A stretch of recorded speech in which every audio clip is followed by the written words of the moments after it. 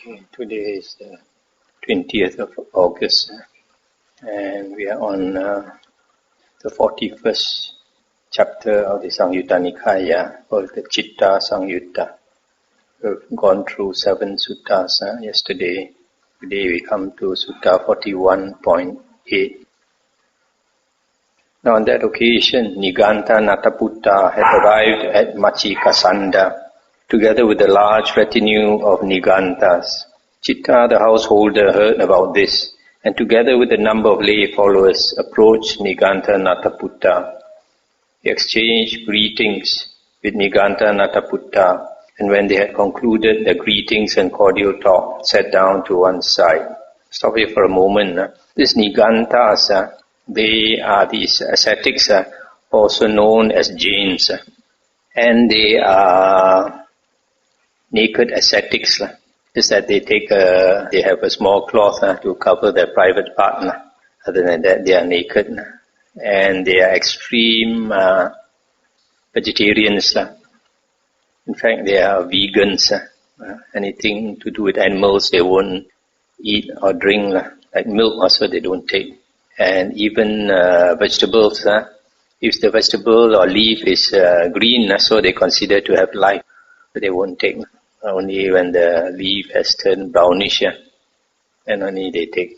I mention this because my friend's father-in-law was a doctor in India in his younger days, and he was called to a house to see an old lady who was suffering from malnutrition. But this family was rich, so then he realized that they follow the Nigantas, the Jains, so they are extreme vegetarian practice. Niganta Nataputta then said to him, "Householder, do you have faith in the ascetic Gautama when he says, there is concentration without thought directed and sustained. There is cessation of thought directed and sustained." And Citta said, "In this matter, Venerable Sir, I do not go by faith in the Blessed One when he says, there is a concentration without thought directed and sustained. There is a cessation of thought directed and sustained." When this was said, Niganta Nataputta looked up proudly towards his own retinue and said, "See this, sirs, how straightforward is this Citta, the householder, how honest and open. One who thinks that thought directed and sustained can be stopped might imagine he could catch the wind in a net, or arrest the current of the river Ganges with his own fish." Stop here for a moment. This one, the Buddha taught that in the first jhana, you have one of the 5 jhana factors is vitakka and vichara, thought directed and sustained. But when you enter the second jhana, this thought directed and sustained stops. The second jhana is also called the state of the Aryan silence. And the mind stops talking because there's no thought at all. The mind is so concentrated that no thought can arise. So this Niganta must have heard about this, but he didn't believe because he doesn't have the skill in meditation, hasn't attained the second jhana. So he asked this Citta, and Citta says he doesn't believe, doesn't go by faith in what the Buddha says concerning this. So this Niganta thought that this Citta sided with him. So he praised this Citta. And then Citta asked him, "What do you think, Venerable Sir? Which is superior, knowledge or faith?" "Knowledge, householder, is superior to faith." And Citta said, "Well, Venerable Sir, to whatever extent I wish, secluded from sensual pleasures, secluded from unwholesome states, I enter and dwell in the first jhana, which is accompanied by thought directed and sustained, with delight and happiness born of seclusion. Then, to whatever extent I wish, with the subsiding of thought directed and sustained, I enter and dwell in the second jhana. Then, to whatever extent I wish, with the fading away as well of delight, I enter and dwell in the third jhana. Then, to whatever extent I wish, with the abandoning of pleasure and pain, I enter and dwell in the fourth jhana. Since I know and see thus, Venerable Sir, in what other ascetic or Brahmin need I place faith regarding the claim that there is a concentration without thought directed and sustained, the cessation of thought directed and sustained. I stop here for a moment. So here, Citta is saying that he can easily enter the 4 jhanas. And because he has entered the 4 jhanas, he has experienced this state in the 2nd jhana upwards, where thought directed and sustained ceases naturally. So he says he has the knowledge of it, the experience of it. That's why he doesn't need to have faith in what the Buddha says. When this was said, Niganta Nataputta looked askance at his own retinue and said, "See this, sirs, how crooked is this Citta the householder, how fraudulent and deceptive." And Citta said, "Just now, Venerable Sir, we understood you to say, 'See this, sirs, how straightforward is this Citta the householder, how honest and open.' Yet now we understand you to say, 'See this, sirs, how crooked is this Citta the householder, how fraudulent and deceptive.' If your former statement is true, Venerable Sir, then your latter statement is false. While if your former statement is false, then your latter statement is true. Further, Venerable Sir, these 10 reasonable questions come up. When you understand their meaning, then you might respond to me along with your retinue. 1 question, 1 synopsis, 1 answer. 2 questions, 2 synopsis, 2 answers. 3, 4, 5, 6, 7, 8, 9, 10 questions, 10 synopsis, 10 answers. Then Citta the householder rose from his seat and departed without having asked Niganta Nataputta these 10 reasonable questions. It's the end of the sutta.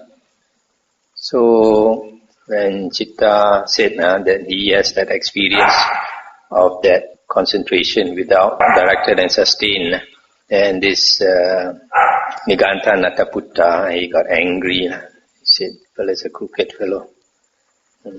Then Citta told him, normally when the Buddha taught his disciples, if they meet this type of external ascetics who like to argue, and then you ask them these 10 things, 1 question, 1 synopsis, 1 answer, and then 2 and 3 up to 10, and they won't be able to answer.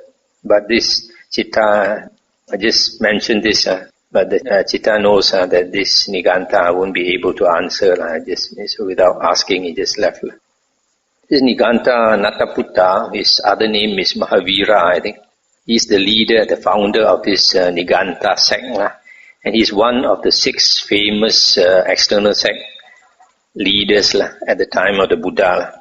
And all of these 6, they don't teach the correct Dhamma, but they are famous still. They have a lot of followers.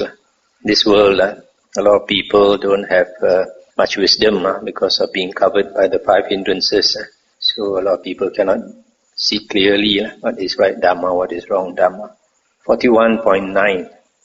On that occasion, the naked ascetic Kassapa, who in lay life had been an old friend of Citta the householder, had arrived in Matikasanda. Citta the householder heard about this and approached the naked ascetic Kassapa.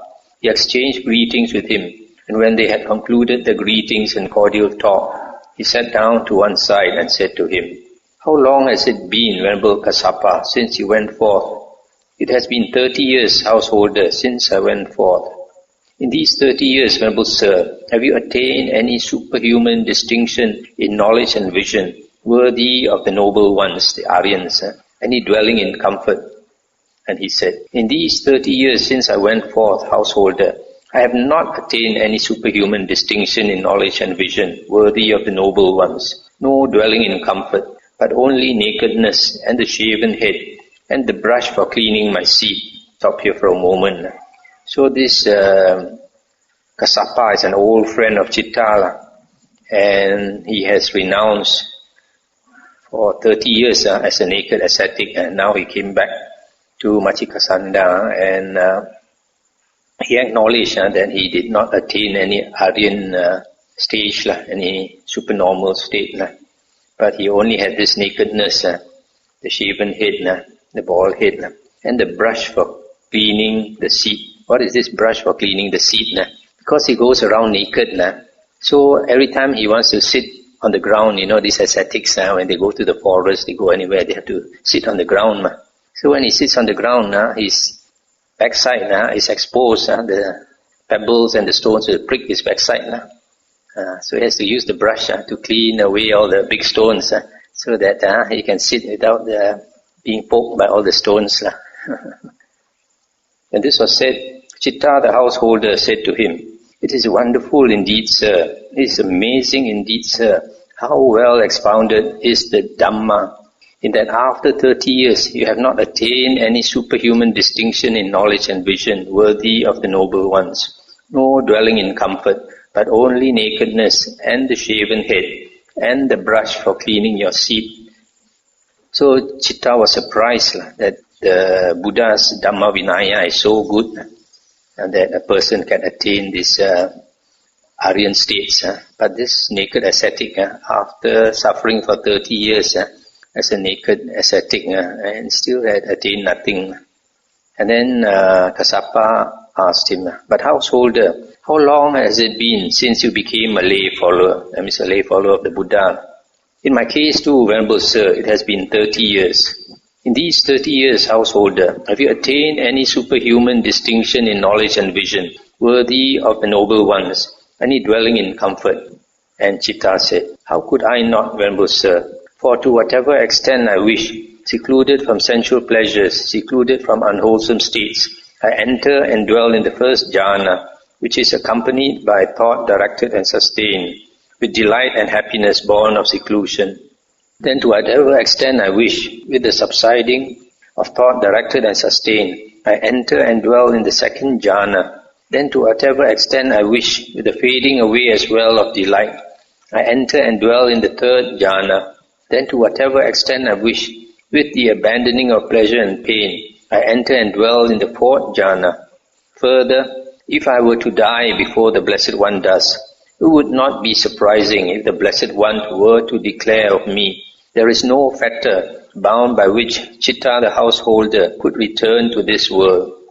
When this was said, I stop here for a moment. So Citta is saying that he can attain the 4 jhanas which are considered superhuman states, supernormal, Uttari Manusa Dhamma, super normal states which a normal person cannot attain. Also, Citta says if he were to die, the Buddha would say that he is a non-returner. He will not come back to this human world, will not be reborn in this human world.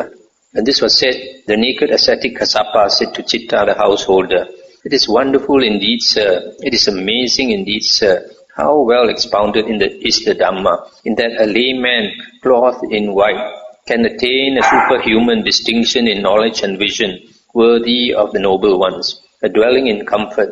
May I receive the going forth in this Dhamma Vinaya. May I receive the higher ordination."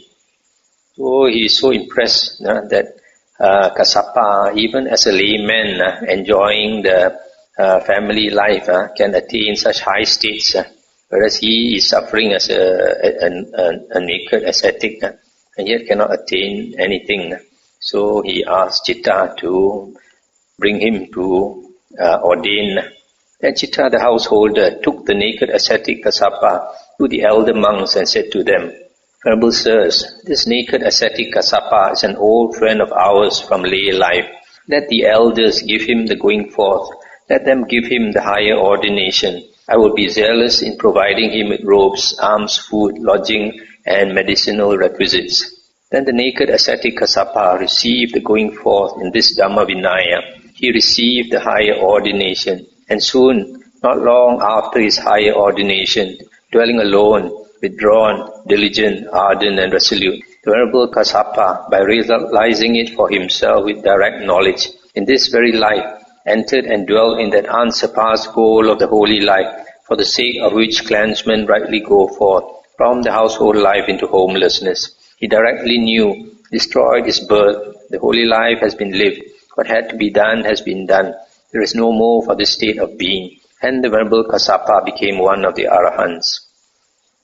So here it says, soon, not long after his higher ordination, he attained Arahanthood. This soon, not long after his high ordination, will be at least a few years, because normally he has to train under a teacher for at least 5 years. Then after that, he's allowed to go and live alone and do his work very hard to attain liberation. So normally, even during the Buddha's time, monks would take at least more than 10 years or 20 years and then become arahants. But there are, of course, exceptions like Sariputta and Moggallana and Mahakassapa and all that. The next sutta, 41.10. Now on that occasion, Citta the householder was sick, afflicted, gravely ill. Citta was dying. Then a number of park devatas, grove devatas, tree devatas, and devatas dwelling in medicinal herbs and forest giants assembled and said to Citta the householder, "Make a wish, householder. Make a wish thus. May I become a wheel-turning monarch in the future." Stop here for a moment. This wheel-turning monarch is a universal monarch. That means he rules over the whole earth. The whole earth wants him to become the king. And this was said, Citta the householder said to those devatas, "That too is impermanent, that too is unstable. One must abandon that too and pass on." So Citta is saying, even that state of a wheel-turning monarch, although it's such a happy state, but it is impermanent. Even that will pass away. And this was said, Citta the householder's friends and companions, relatives and kinsmen said to him, "Set up mindfulness, master, don't babble." And he said, "What did I say that makes you speak to me thus?" And they said, "You said to us, that too is impermanent, that too is unstable. One must abandon that too and pass on." Stop here for a moment. So these friends and relatives, they could not see the devas speaking to Citta. So they thought he was out of his mind. His mind was not stable. So he's simply babbling, simply talking nonsense. And he said, that was because park devatas, grove devatas, tree devatas, and devatas dwelling in medicinal herbs and forest giants assembled and said to me, "Make a wish, householder, thus. May I become a wheel-turning monarch in the future." And I said to them, "That too is impermanent, that too is unstable. One must abandon that too and pass on." And they asked him, "What advantage do those devatas see, master, that they speak to you thus?" And he said, "It occurs to those devatas, this Citta the householder is virtuous, of good character. If he should wish, may I become a wheel-turning monarch in the future. As he is virtuous, this wish of his could succeed because of its purity.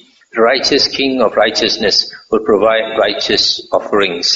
Seeing this advantage, those devatas assembled and said, "Make a wish, householder, thus. May I become a wheel-turning monarch in the future." And I said to them, "That too is impermanent, that too is unstable. One must abandon that too and pass on." Let's stop here for a moment. So Citta said, these devas, they thought that Citta, if he makes a wish, he can become a wheel-turning king. And if he becomes a wheel-turning king, he's such a good person, then he will ask the people to make offerings to all these devatas. So that's why they thought it's good if he can become a king and humans will make offerings to these devatas.